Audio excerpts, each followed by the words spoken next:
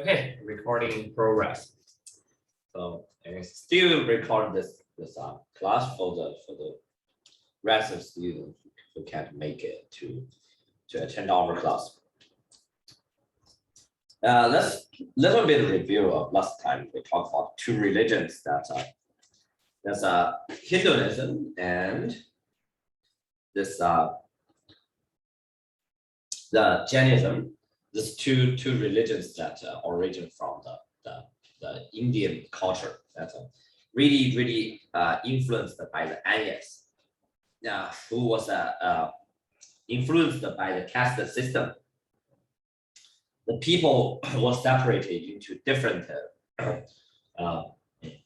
group and classes that can change their life through hard working. So they have this kind of religion that reinforced their system, especially the Hinduism, that they believe that they will recycle their life. They think they will rebirth to another life to achieve the religion's achievement that you can go to another class, and you have different paths for the achieving the moksha.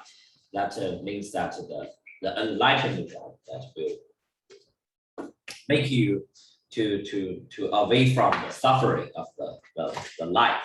And I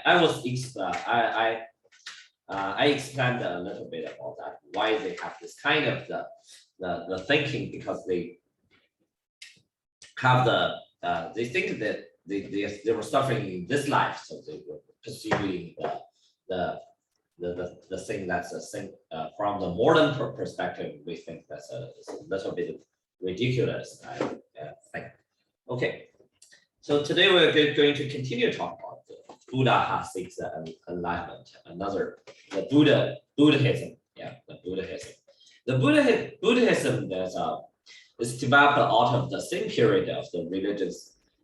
The questioning that shaded modern Hinduism and Jainism. The founders of Buddhism, the Siddhartha Gautama, was born into the noble family of the lived in the Kapilavastu, in the foothill of the Himalaya in Nepal. In Nepal, according to the Buddha his legend, the baby exhibited the marks of a great man. The prophecy indicated that if the child stayed at the home, he was destined to become the world ruler. If the child left home, however, he would become a universal spiritual leader. To make sure the boy would be a great king and the world ruler, his father isolated him in his palace and separated from the world. Siddhartha married and had a son. Okay, so this is the Gautama. The Gautama is a Buddha himself, who created this religion, and he was born with a sign like just like the China the Yan Huang bone was just like her mother was had a dream, and the dream has a very silver elephant, like a white elephant in his dream. So when he born, he has a lot of sign that become very different people, like this kind of hairstyle, and the knob in the there's a knob in the middle of his forehead, and he has a very long ear,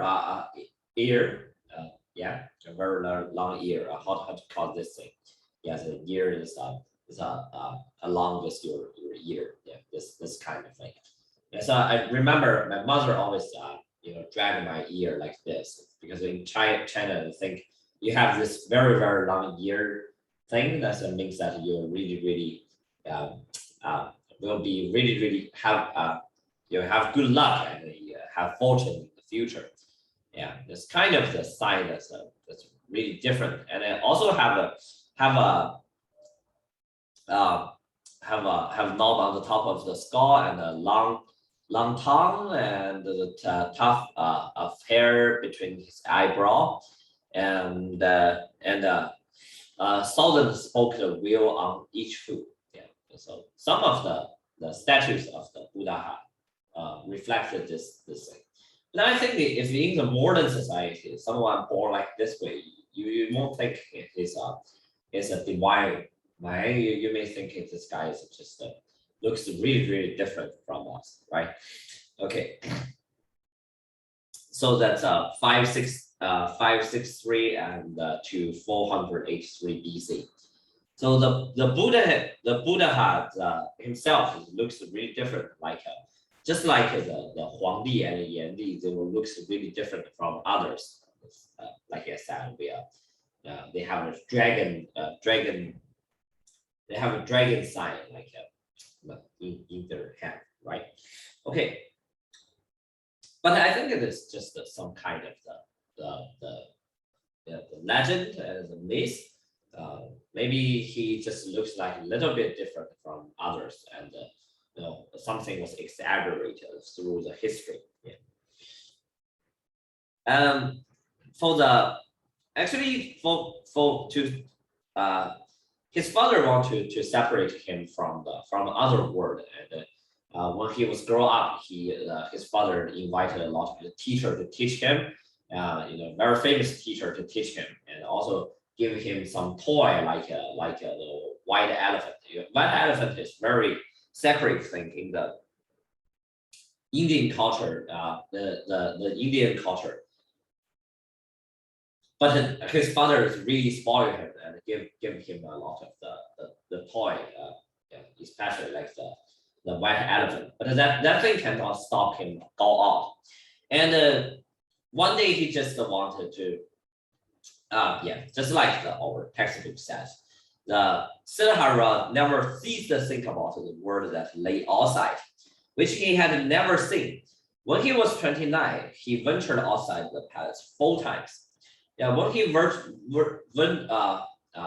adventures for the first time and full of the great stuff. Yeah, there's the full of the greatest stuff in his palace. Persuaded him that do not go outside, but he just don't listen and just want to go outside. Someone just want to just going to achieve great achievement, like he will be a world spiritual leader. This is destiny, right? No one can stop him. Firstly, he saw the old man. So the old man means a man that will be being not any of us will going to old. Yeah, we're going to be an old man in the future. Next, a sick man. So the second adventure, he see a sick man. Then a corpse. Yeah. Then the third adventure, he see a corpse. Yes, means that anyone cannot escape from the death. And then finally, a wandering holy man who seemed at the peace with himself.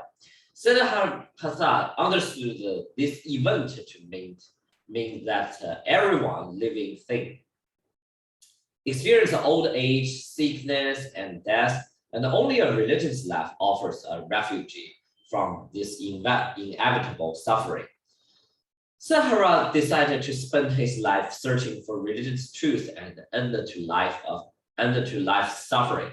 So soon after learning his son's birth, he left the palace. So this is the way that why Siddhartha just go outside to find his religious life. So basically, this is also true for the modern life. So we have everyone will go to an old age, and you cannot escape from the sick, and then you cannot escape from the death. So this is a destiny for everyone. So will you find that you're peaceful from religion because of this thing? If you will, you put a 1 in the chat box. If you don't, if you think even this is inevitable, I won't find any relief from the religions. You put a 2 in the chat box.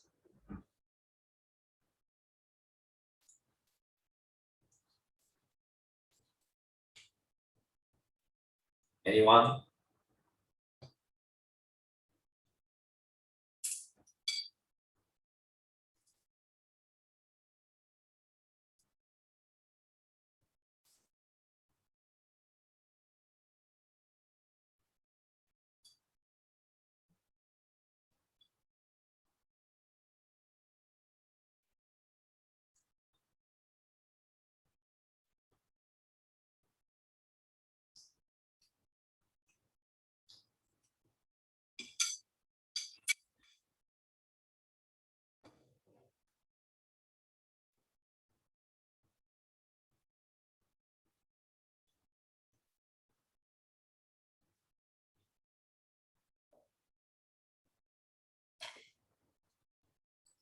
Just no one answered my question.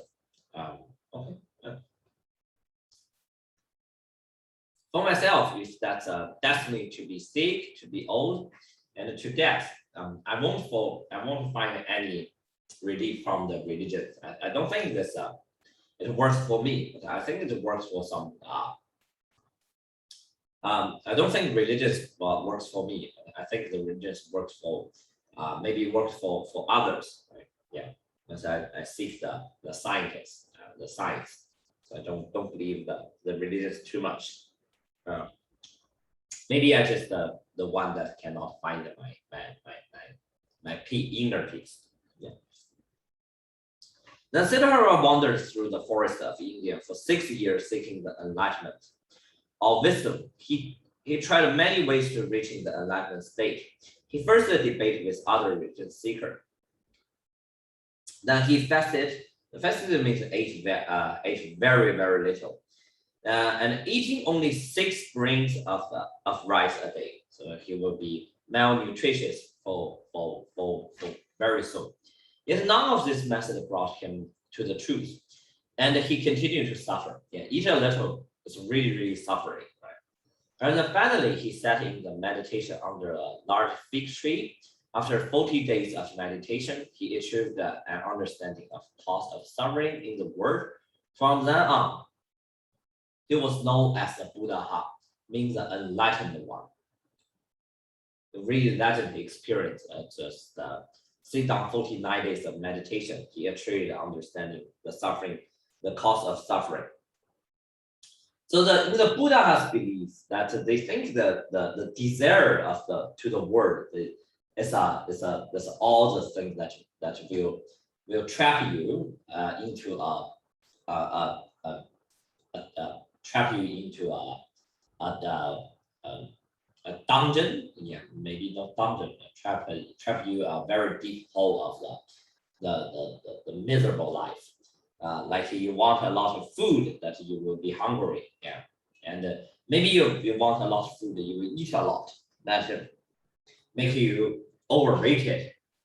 And if you want money that make you suffer from that, if you want to earn a lot of money, you may just overuse your body to earn money. Let's give you the miserable life. If that's in the enlightenment of the Buddha, they think that all the thing that is because that you want anything. Yeah, you are too desire to want anything. That's cost your painful life. So do you agree with the Buddha has uh, her point? If you agree, put a 1 in the chat box. If you don't agree, put a 2 in the chat box.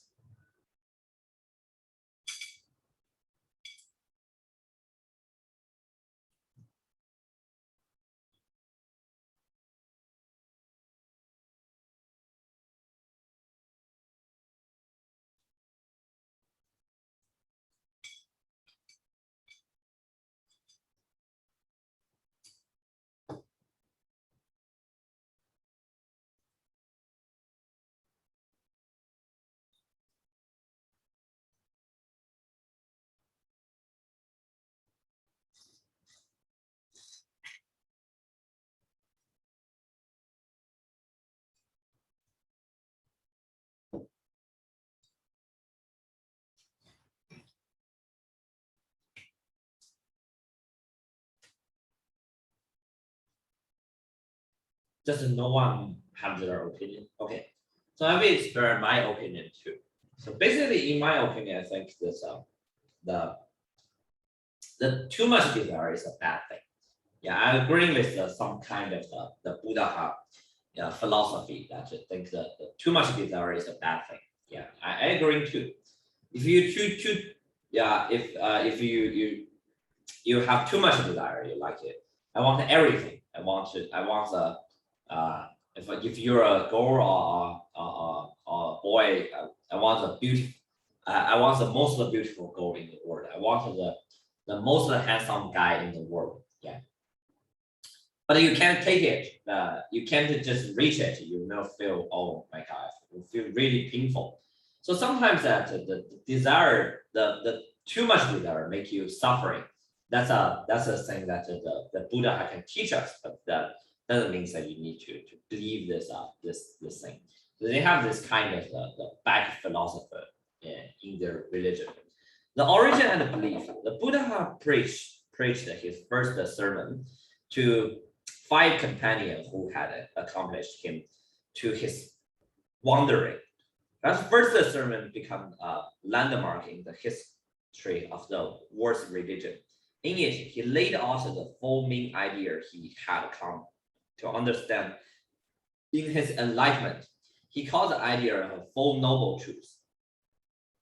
4大戒律 the 4 noble truths is a life is filled with the suffering and sorrow. But I don't think this is true. The life is filled with suffering and sorrow. Yeah, this one is too pessimistic way of thinking about our life. I think in our life is also have the happiness. So, but in the perspective of the ancient people, especially the 1 century BC, the 1 century BC, they think because the productivities are very low, sometimes they don't have enough food, sometimes they can't against to the natural they can some hurricane can come and go, and disease come and go, and bring a lot of life and away from their hand. So the life is filled with suffering and sorrow. That's true for most of the people in the ancient time. And also the religion is a cure for most of the people that doesn't have enough money and don't have enough power against their life. So this because another religion is a tool that can help can help the aristocracy, can help the ruler to rule their people. So most of the people in the world that they are really suffering and sorrow. Yeah. So that's for the normal people, not for the rich class or for the aristocracy. That's another story. Yeah. So that's I explain again and again, like the caste system is too. I think they have a rebirth, and I think that the karma you did it will influence your life today. But I just explained that a little bit in the previous class. I said I don't believe that karma thing. Yeah, I think that the life of your any events that's just a random events. And the life is a field of suffering, sorry. So it's not true for the modern perspective. But if you think your life is suffering and sorrow, it's just see a doctor. Okay, that's the psychology one. Yeah. And second noble truth, think the cause of all suffering. So people's selfish desire for the temporary pleasure of the world. Okay, yeah, that's true. I think this is a little bit reasonable that compared to the first noble truth, because I think just like I said, if your desire is too much, like I wanted to rule the earth, right? Then you can achieve it. You may feel that that's miserable, right? You feel that, wow, I can't achieve that. That's make me feel really sad. So just give yourself the desires need to be reasonable and achievable. That's okay. Okay. The third noble truth is the way to end all sufferings is end all desire. and I don't believe that the third noble truth is true. So and all the sufferings and all the desire. But according to its logical, that's true because they think that okay, your life is sorrow and suffering, and you feel that unhappy in this world. You don't feel happy, and because you want too much. So that's because you want too much, and you want the like you have a desire about money. You want a desire about the food. That's all the desire make you feel suffering. So that according to its logic, it is end all the sufferings and all the desire. So do you agree that if you end all the desire, you will end all the suffering? If you agree to the one in the chat box, if you don't agree to the two in the chat box.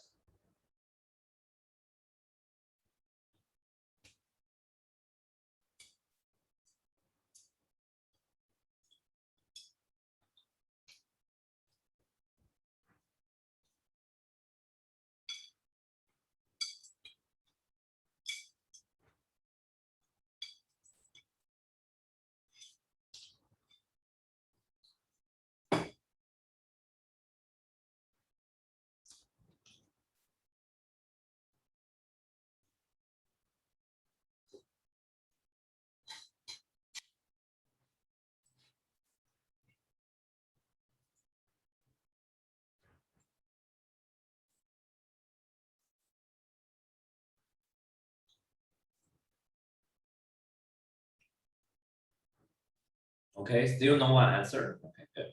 Yeah. No, I don't think so. Actually, the way all sufferings and all desire. I think a man that's naturally have the desire for food. Yeah, you need to have adequate food for live, right? That doesn't mean that if you don't have this desire for any food, you will die, right? So it doesn't. Yeah, that's some kind of sickness. So your desire, some of the reasonable desire, like you want to be the top straight A student. I think that's good. Yeah, that make you have the motivation to pursue the good life. I don't think the way of suffering to end all desire and the sufferings and all desire. If you end all the desire of your life, you may become the aimless. Yeah, but for the Buddha, they think this is aimless. It's a good thing. That's making you become a different people from the other people like us. If you have the desire about your life, you are a normal people. But if you cut out all the desire of your life, then you become an enlightened one. So, but this is their definition about enlightened one. I don't agree. I don't agree. The way to overcome such a desire and attain enlightenment is to follow the Eightfold Path, which is called the middle way between the desire and the self-denial. The Eightfold Path, a guide to behavior, just like a staircase. For the Buddha, those who were seeking enlightenment had to master one step at a time. Most often, this mastery would occur over many lifetimes. Here is how he described the middle way of the Eightfold Path.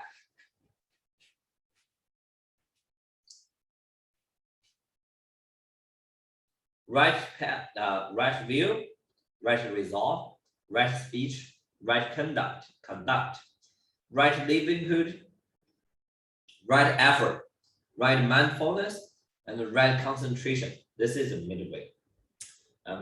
Actually, I don't understand what was the meaning of the right view, right resolve.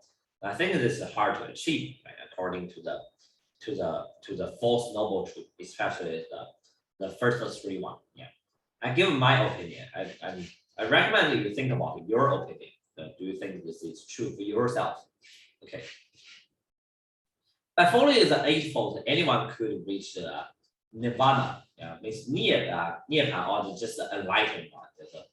Buddha has word is for release from selfishness and pain. Yeah, it means that if you reach this kind of condition, you release it from yourself, the selfishness, and the painful of the life. then you have the chance to be a Buddha. As a Hinduism, Buddha accepted the idea of the reincarnation. He also accepted the cyclical and or repetitive view of the history, where the world is created and destroyed over and over again. However, the Buddha rejected the many gods of the Hinduism. Instead, he taught a way of enlightenment. Like many of his time, the Buddha rejected against the privilege of the Brahmin priest, the Brahmin priest. If you don't remember what is a Brahmin priest, then check out the caste system in here. Yeah, the Brahmin priest is the moth of the god, right? It's a caste system during top class. So they don't think they reject many gods of the Hittites his time. The Buddha rejected against the privileges of the Brahmin priest, and thus he rejected the caste system. So he's this is a religion that's really different from the previous two one. They were thinking that the everyone have the equal rights, so they just refuse the caste system. The final goal of the both religions, moksha, for the Hindus like the Hinduism, and nirvana for the Buddhism are similar. They'll just got the enlightened and just become enlightened, become the one that can think anything that really clearly from different from the normal people. And the next of their life, they will be if that's the Hinduism, I think or your next life will be in the top of the caste system.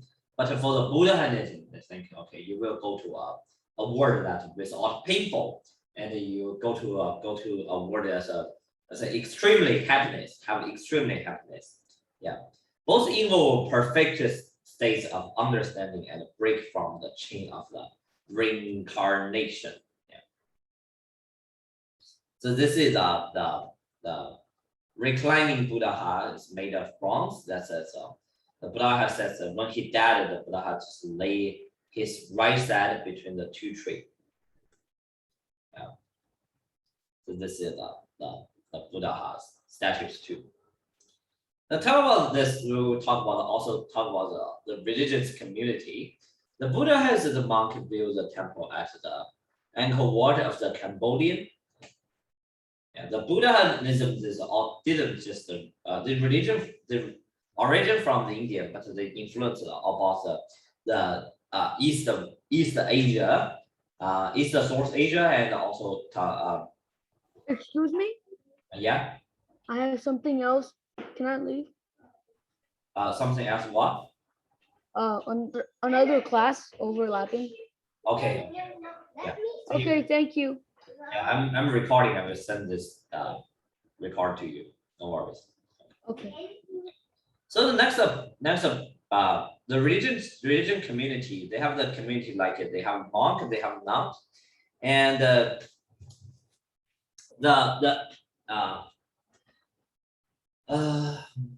the five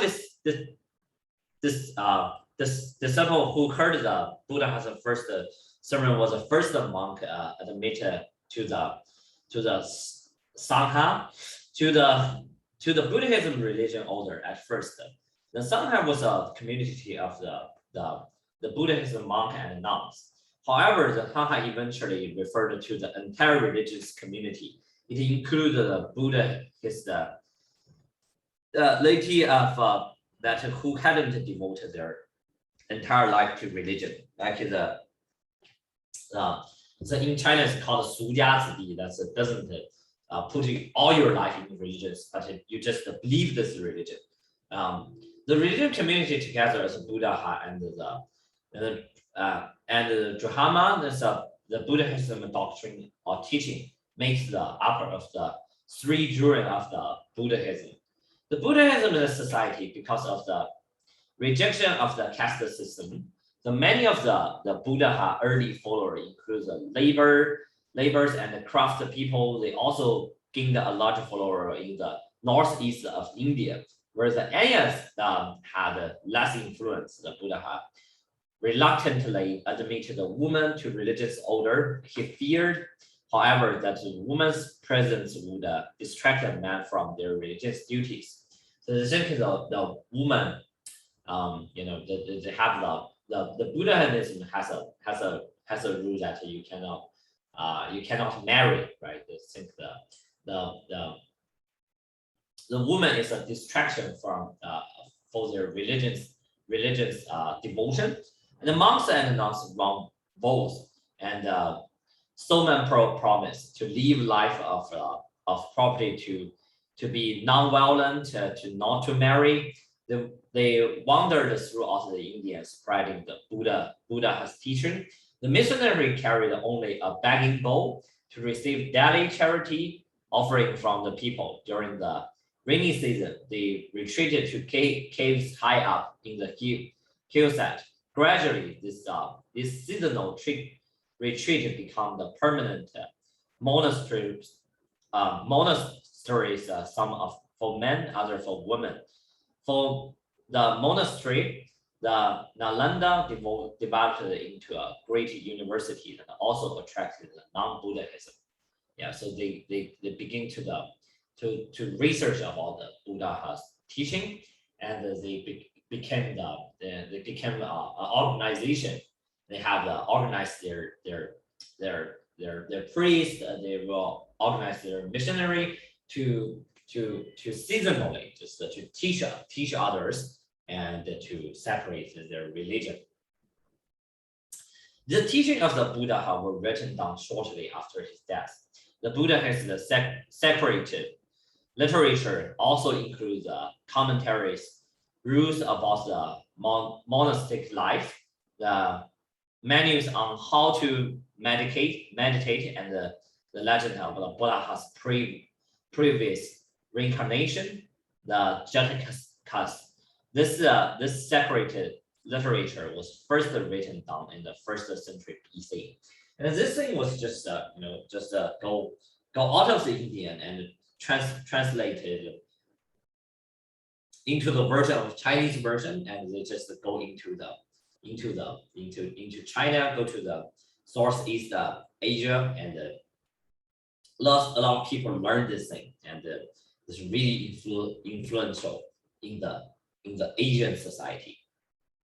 But actually, the Buddhism in India they didn't develop too much.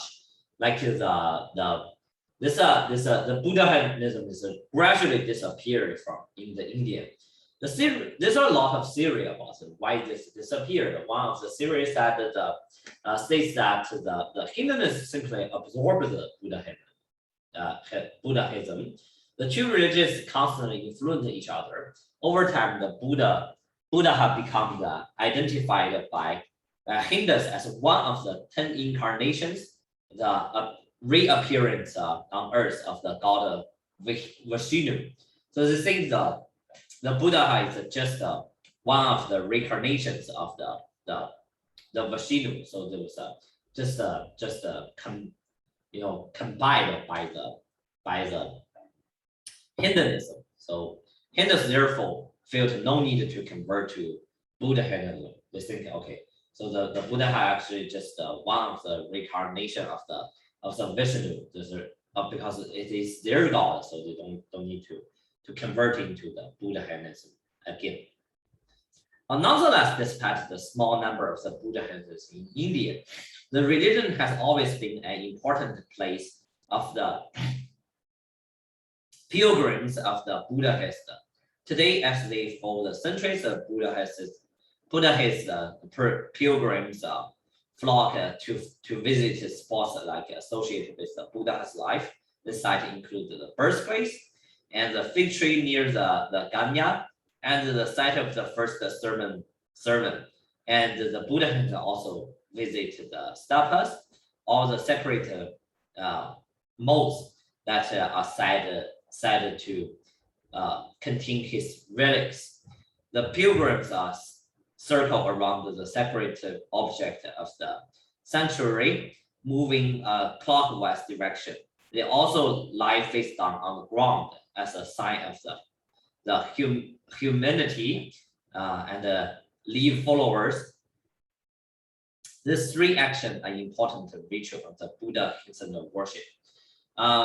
If you know go to the Tibet today in China, you can also see this kind of the thing. They will just go around and they will touch the cylinder that will round and round, and they will just put their face into the floor and just kneel down and stand up, kneel down and stand up again and again, and to show their faithful to the Buddhism.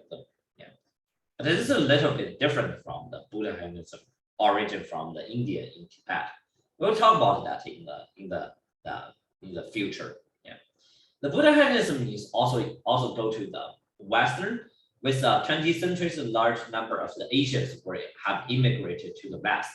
So they take the Buddhism with them. A lot of the Western people, they don't satisfied about their religions. They join to this kind of the exotic religions to them. Yeah, they may feel this really exotic and join this kind of system. So have you guys have any of you guys was a Buddhism yourself in your family? If you are, put a 1 in the chat box. If you will not, put a 2 in the chat box.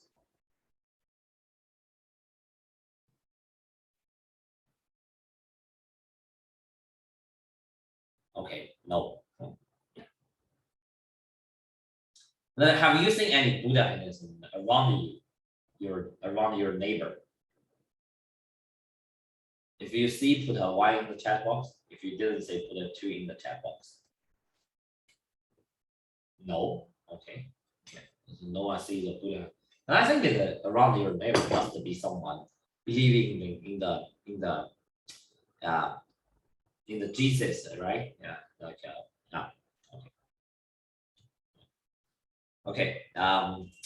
Trade and spread the Buddhism. There's the trade to the along the Silk Road, and the trade along the Silk Road. They just go to China, and the trade carry the Buddhism beyond the India to Sri Lanka, and the Buddhism religion also brought it to the southeast along the trade of the Burma, Thailand, and the island of the Sumatra, all the way to China. From China, Buddhism also spread to Korea, and Korea to Japan.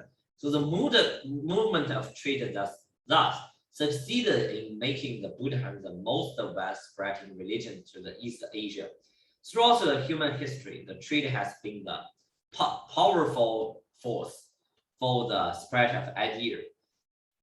Just as trade spread the Buddhism in the East Asia, it helped spread the cultural influences in another major region of the world, the Mediterranean Basin, as you will see in the section 3. The next class will see the seafaring traders. The people were just doing their trade along the sea and along the near sea, and see how they spread their religions and spread their ideas to the other part of the world. Okay, so about this part, we need to let's be the review of all the 3 religions. The Hinduism, Buddhism, the Buddhism developed. The Hinduism is over centuries. It would just go from the caste system. They have the desire and suffering. The people achieve liberation from desire and suffering, and describe the Moksha, a state of perfect understanding of all things. So they don't have the kind of the Buddhism understanding about the life, but they also think the life is really suffering, and they needed to believe they have the karma, right? There's a doing good thing, and it can make you to the next life. Maybe next life you will be a caste of the higher caste in your life. the Hinduism changed and develops the thing the Hinduism, the gods was changed dramatically. Some of the gods become that not really important. The other gods become really important in the after development of this kind of religions, and some of the god like this. It's a means to infinity. To show respect, I won't say too much about this God's picture. Yeah, for me, but I don't believe that the Hinduism. I think most of Indian people they believe this thing, but I don't believe. Yeah, and they think that the karma is if you're doing the good karma, like the old say the karma is I can see that word during the class. Yeah. So they think that karma will give you the fortune. If you're doing good, it's give you a good fortune. And between them, the new religion just is the Jainism. The Jainism is really they don't send other people to separate their religion. So there's just a little bit of people inside of the Indian community, and they were really they're really welcome about the other religions. So they think the other religions can get along well with them. So they are tolerant for all religions as a result. This Jainism people, they don't separate their religion, and they're tolerant of the other religion. They just stay stay a group of people that they think that's a group of stable people that stay in India, and they believe in non-violence, and they will find some of the occupation that do not harm any creature. So they'll choose to doing business. And a lot of this kind of religion people, they're really rich in the rich class because they're doing business, right? And also, as I said, they will do they will gas mask over the mouth to avoid breathing the insect accidentally. They think their body is a temple, right? So don't want don't want to hurt any creature. And the Buddha is the thing that we just learned today. And the Buddha is a man that living living in the noble class, right? So he's a prince that is really naughty and don't listen to his father, go outside to see the world. And then finally he reached his enlightenment that by seeing four people, that one of the old man, sick man, and the corpse. And the final people is a enlightened man. So he will find his enlightenment by himself. And according to the legend, 49 days of meditation, he really achieved his understanding about the enlightenment. And I talk about the noble truths first, the fall of the noble truth. For my opinion, the only reasonable thing is the second noble truth. Do not have too much desire and selfish that make you too much selfish desire make you suffer. So it's a little bit reasonable for the modern life too. But others, if you keep but others for the modern life, most of the people's life doesn't suffer and sorrow, unless you're in Afghanistan now, right? And the way to end up our sufferings, all undesired. I don't believe that. Okay. And I also talk about their religious community, how their community like, and the Buddhism and the society, because they don't believe the caste system, and a lot of people join their religion because they think that the Buddha can be achieved as in their life, and they think that when they die they will go to a very happy place, an extremely happy place. So, and in the end, the Buddhism is reached to other places like the East Asia, like the Central Asia, to China, to Korean, to Japan. If you see the map, you know there's a long travel. Yeah, it's a really long travel through the history. Okay, so this is the end of our class today. Any question?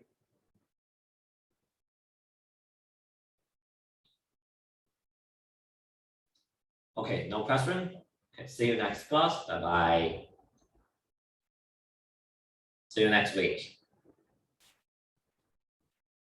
Bye.